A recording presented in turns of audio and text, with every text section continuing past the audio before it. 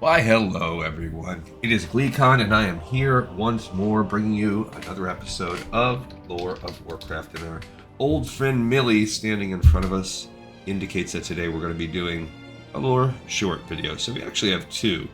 Before we get into what's going on with Lily, she will be reading a book to us today. It is called Aegwynn and the Dragon Hunt. But we were also, the actual planned episode was going to be the old Warcraft Encyclopedia entry that can be found on Wowhead about Valstann Staghelm. So we're going to do those two things today. We're going to read the Valstann Staghelm entry and then read the in-game book Aegwynn and the Dragon Hunt. So stay a while and listen. The reason why we're doing two, and we've done this a couple times, is whenever I stumble upon an entry or book that is so short that I don't even know that it would qualify for a full YouTube Shorts episode, then I decide to pigeonhole two of them together, or to, I don't know, not pigeonhole, kind of staple them together. That is because poor Valstann gets only one sentence in his entry. Valstann Staghelm, what we've learned about him so far is that he is the son of the now acting leader of the Night Elves, or the leader in times of classic vanilla, and that he died defending one of the towns in the War of the Shifting Sands, the first battle against the Silithids before the gates of Ahn'Qiraj were sealed. The entry says, Valstann Staghelm was the son of Archdruid Fandral Staghelm. Fandrel's mate died during Valstann's birth, and Fandral formed a strong relationship with Valstann as a result. When Valstann was slain during the War of the Shifting Sands, Fandral was inconsolable. To this day, Fandral remains determined to restore his son to life. So that's an interesting, I guess, little note, is that we know that Fandral is kind of not very pleasant, and many people attribute it to the fact that his entire family is dead. But we also know that that might bend itself, probably will, in the course of the Warcraft timeline, into some kind of bad actions in his attempts to bring his son back to life. All right, so now we're going to jump into Aegwynn and the Dragon Hunt. It can be found in a few places. It can be found in Westfall, up in the farms in the northeast. It can be found in, I believe, Scallamance and the Scarlet Monastery, I mean. It can also be found in Tirisfal Glades in Brill.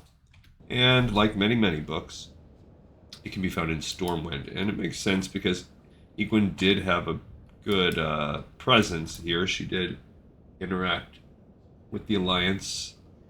So I'm going to kind of peek around. I did not pre-find where the book was, but there's a bunch in here. Draconic for Dummies, nice. Sometimes there are books up top here as well. I don't see any. There it is, laying on the ground right here, in the back row, in the sort of, if you're coming in from the door right there, the top left corner, top left bookshelf row, wall side, this red book on the ground by Lord Gregor Lescavar. So let's read this book. Millie knows how to read this. Her main activity now. As the politics and rivalries of the 7 human nations waxed and waned, the line of guardians kept its constant vigil against chaos. There were many guardians over the years, but only one ever held the magical powers of Tirisfal at any given time. One of the last guardians of the age distinguished herself as a mighty warrior against the shadow. She's in a lot of the novels that we read, too. She's a very important figure. Aegwynn, a fiery human girl, won the approbation of the Order and was given the mantle of guardianship. Aegwynn vigorously worked to hunt down and eradicate demons wherever she found them, but she often questioned the authority of the male-dominated Council of Tirisfal.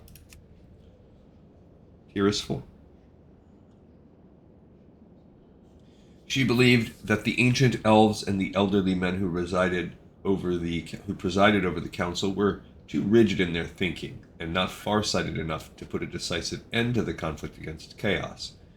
Impatient with lengthy discussion and debate, she yearned to prove herself worthy to her peers and superiors, and as a result frequently chose valor over wisdom in crucial situations. As her mastery over the cosmic power of Tirisfal grew, Aegwynn became aware of a number of powerful demons that stalked the icy northern continent of Northrend. Traveling to the distant north, Aegwynn tracked the demons into the mountains. There she found that the demons were hunting one of the last surviving dragonflights and draining the ancient creatures of their innate magic. I think some of these battlegrounds and that storyline exists once you play Wrath of the Lich King. Pretty neat. The mighty dragons who had fled from the ever-advancing march of mortal societies found themselves too evenly matched against the dark magics of the Legion. Aegwynn confronted the demons and with help from the noble dragons eradicated them, yet, as the last demon was banished from the mortal world, a great storm erupted throughout the north. An enormous dark visage appeared in the sky above Northrend. Sargeras the Demon King and Lord of the Burning Legion appeared before Aegwynn and bristled with hellish energy. He informed the young guardian that the time of Tirisfal was about to come to an end, and that the world would soon bow before the onslaught of the Legion. I mean, it's about to happen in the timeline of this game right here with Burning Crusade coming up. The proud Aegwynn, believing herself to be a match for the menacing god, unleashed her powers against Sargeras' avatar. With disconcerting ease, Aegwynn battered the Demon Lord with her powers and succeeded in killing his physical shell. Fearing that Sargeras' spirit would linger on, Aegwynn locked the ruined husk of his body within one of the ancient halls of Kalimdor that had been blasted to the bottom of the sea when the Well of Eternity collapsed. And that's, I kind of think, what takes us into some of the stuff in Warcraft 2. Aegwynn would never know that she had done exactly as Sargeras had planned. She had inadvertently sealed the fate of the mortal world, for Sargeras, at the time of his corporeal death, had transferred his spirit into Aegwynn's weakened body. Unbeknownst to the young guardian, Sargeras would remain cloaked within the darkest recesses of her soul for many long years. Yikes. It is that is the single event. This is for the first time that we are leading up to the single event that creates and defines Warcraft. And I would say everything else is more history, but this is a direct tie the red string. This is the major initial event. I mean, so I guess it keeps going and going, because really the event before that was the creation of the Guardians in the first place, and then, okay, well, that does tie back to the fact that the trolls were fighting the elves, and they needed help, and okay, well, that traces back to the elves being banished. Well, that traces back to the Sundering being a direct result of the arcane energies coming out of the Well of Eternity being abused, allowing the Burning Legion to come in the first place, and also creating a distrust of magic in the Night Elves. So they're all tied. And so then I guess you could continue red stringing it back to the old gods creating some corruption, because they did increase, like there is a part of that element. Also the fact that the Night Elves evolved from the trolls. Yeah, so you could keep red stringing it, but this is the first like blinking neon red light.